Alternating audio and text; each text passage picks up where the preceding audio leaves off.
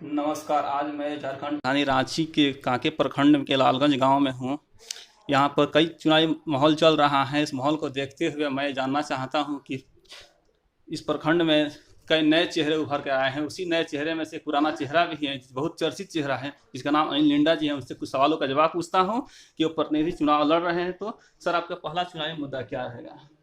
सबसे पहले तो मेरा चुनावी मुद्दा रहेगा कि जो किसान लोग का जो सिंचाई सुविधा का वो एक रहेगा। दूसरा चीज़ है कि खेलकूद के लेके, खेलकूद मैदान के लेके, शिक्षा में स्कूल हाई स्कूल का हम लोग इस मुद्दा को लेके हम लोग ग्रामीणों को बीच जा रहे हैं।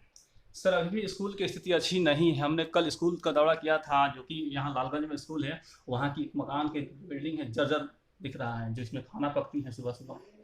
देखिए, बहुत खराब स्थिति है, चूँकि हम लोग के यहाँ मिडिल स्कूल है मेरे पंचायत में, और हम लोग इसको हाई स्कूल के लिए प्रस्ताव के लेके प्रखंड में अनुशंसा करके जिला से हम लोग इसको भेजने का बात रखे थे।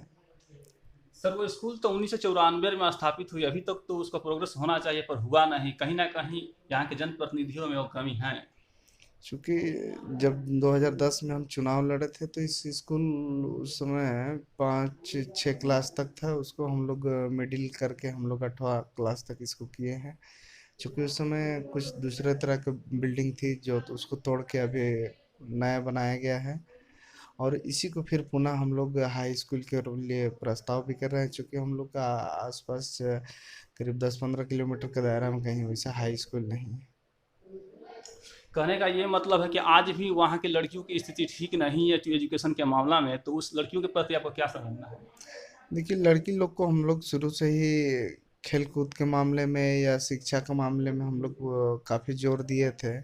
चूँकि लड़की लोग को खेल के लिए हम लोग फुटबॉल वुटबॉल सब, और शिक्षा के मामले में स्कूल में हम लोग जो ग्राम रक्षा दल के माध्यम से हम लोग बैग उग भी बांटते थे, या पेंटिंग का प्रोग्राम रखते थे, ताकि लड़का लड़की जितना भी इच्छुक से ज़्यादा तेज़ी से पढ़ाई में मन से पढ़े।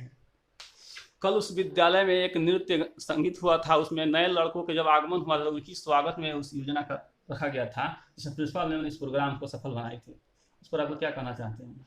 देखिए, वो तो प्रोग्राम चूँकि प्रिंसिपल साहब का वो बहुत बड़ा उनका कार्यकाल है, जो कि वो अपने कार्यकाल में बच्चों को मान लीजिए जो पेंटिंग का प्रोग्राम या नृत्य का प्रोग्राम से जोड़ा जा रहा है, ताकि बच्चियाँ जो हैं जो कि मन से पढ़े, उसी के माध्यम से कि स्कूल से जुड़े।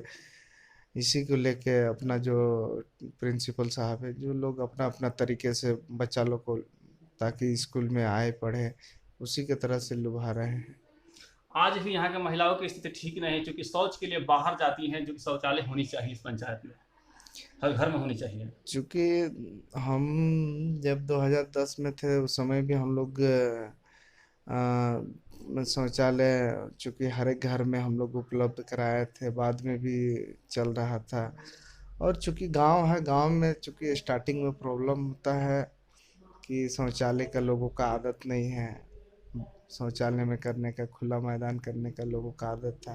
लेकिन धीरे धीरे लोग शौचालय के में जाएंगे, चूँकि आदत होने पे। जल की बहुत बड़ी प्रॉब्लम है यहाँ। पानी की जो अभाव होती है कि कुएं सूख जाती हैं। चापाकल भी कई तरह से देखें जो डैमेज है। उस पर आपको क्या प्रतिक्रिया है? चूँकि जो चापाकल यहाँ पे स्थिति है, चूँकि जेठ का महीना में लोग पानी के लिए त्राही त्राही हो जाते हैं, तो उसके लिए जैसे छोटा से छोटा बोरवेल के माध्यम से या सिंटेक्स के ही पे पानी का सुविधा ये करना है।